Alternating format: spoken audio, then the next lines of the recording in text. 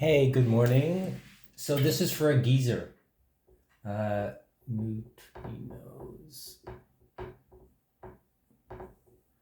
Who very kindly on Twitter sent me this article about neutrinos. And it was just sort of talking about what the problems are, like what they are and how to understand them. And the whole neutrino oscillation. And, from this sort of particle model that I was using and this is a neutron. When the neutron decays, what happens is the exterior photon, mass photon that's in orbit around here, breaks apart. Okay, the positive part goes to the core, and actually this should be yellow, shouldn't it? Yes. No, there's the mass, the proton. Oh yeah, there's electrons all around here. That's what it is. So this is the core mass unit that's still there and that makes a proton. This is the positive charge of the proton. And then around here, everywhere would be the yellow electron charge. Okay, but that's because the positive and the negative electron used to be a photon surrounding this, but the photon broke apart into its two charged components. When that happened, right, it was in orbit here. Now it's charge inflow and outflow, not really orbiting, in a different kind of orbiting, not the same way. So here is the photon in the neutron, the second photon, mass thing. It fell apart, broke into its charge components. This is the positive, the negatives all around here. Okay, so that spinniness, the rotation that was here in the neutron came off of it, and that is the neutrino. There's two kinds of neutrinos. There's the one that you find after charge got thrown off of something, which is the antineutrino, and the one that you find when things go onto something. Charge gets spun onto things. When you form a neutron, you need a neutrino. When a neutron falls apart, you get an antineutrino. What is an in-spin? What is an out-spin? Probably has to do with our chirality retime thing, membrane. Okay, so let's get into that. So, neutrinos.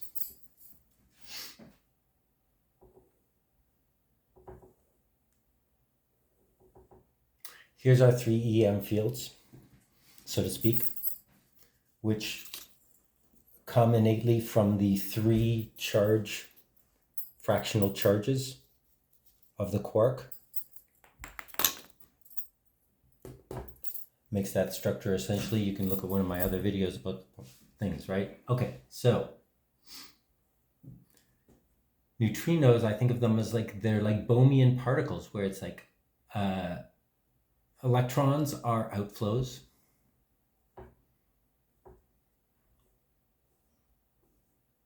The vacuum, low pressure.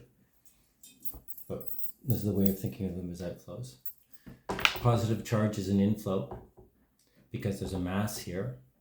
So you get an inflow of space, which creates a positive charge around this area, because this is where all the space ends up getting compressed.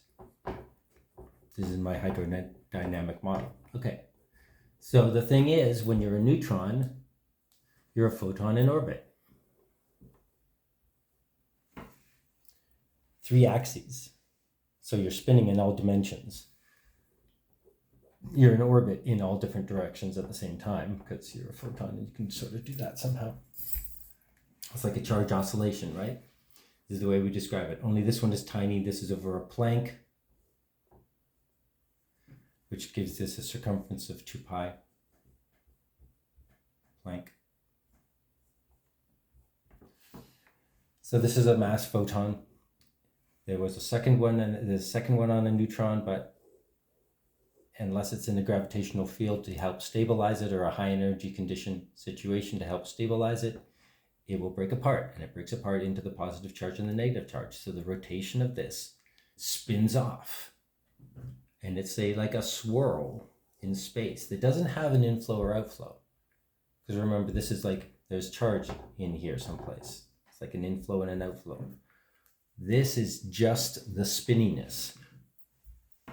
This is just the rotational component, but if you have this rotational component interacting with an EM field of local conditions, then this will start to interact with that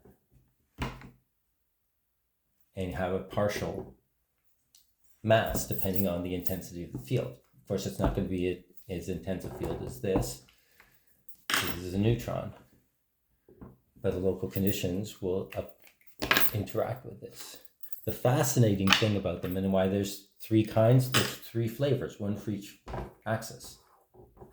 Three flavors. As this tumbles in space, as the neutron tumbles in space, it presents the different EM fields to us, or its relation to the three EM fields to us. Where's the scrubby thing? I know, it's like, this is all very vague, but it's just like to try and make us understand better. Because the interesting thing is that whole Bohm experiment, right? You have a magnet, and you run wires past a magnet, and you send a signal down here, right? And the magnet isn't turned on, and the signal comes in time. But you turn on the magnet, and therefore there's a chirality, right? The electricity is flowing like this. Around this is there's a coil of magnet, right? So the electricity is going like this, which creates this flow, like the magnetic flow, and therefore this is running with current. This one is running against the current, and therefore there's a little time lag. And then what you can do is you take shielding like copper and you place it around the magnet so that you can't detect a magnetic field from this magnet.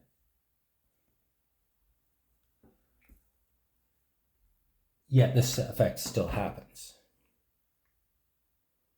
Which means that there's it's like, instead of, there's inflows,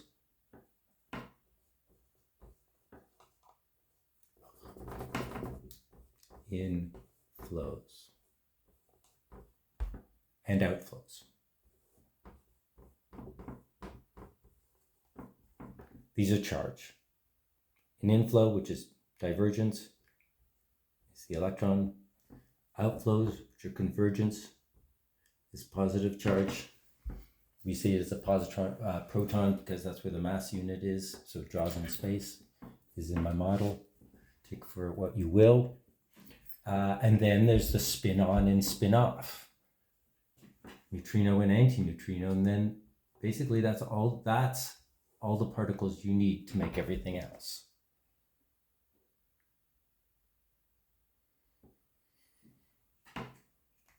And there's different components. You can have a self-supporting vortex in a superfluid like the ether or space, a self-supporting spin that doesn't have an inflow or an outflow to it.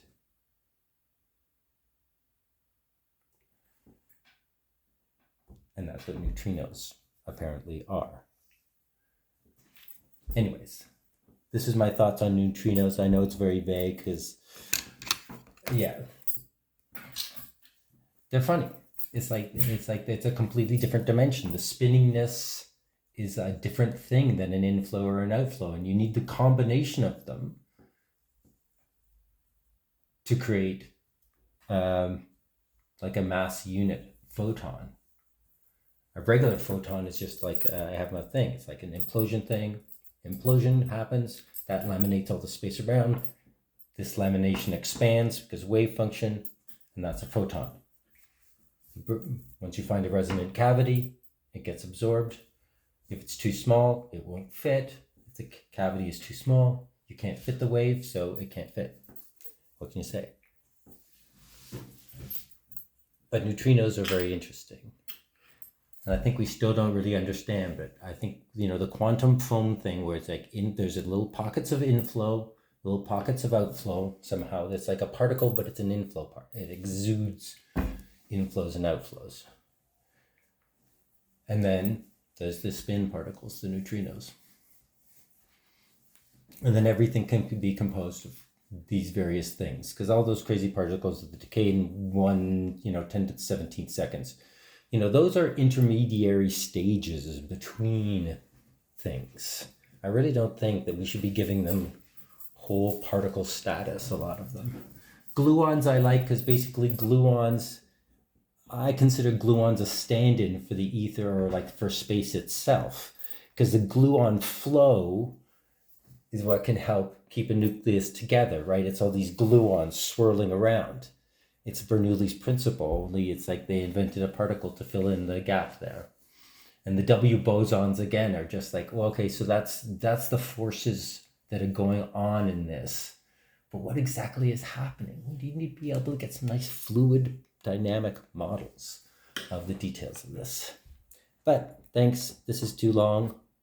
Thanks for watching.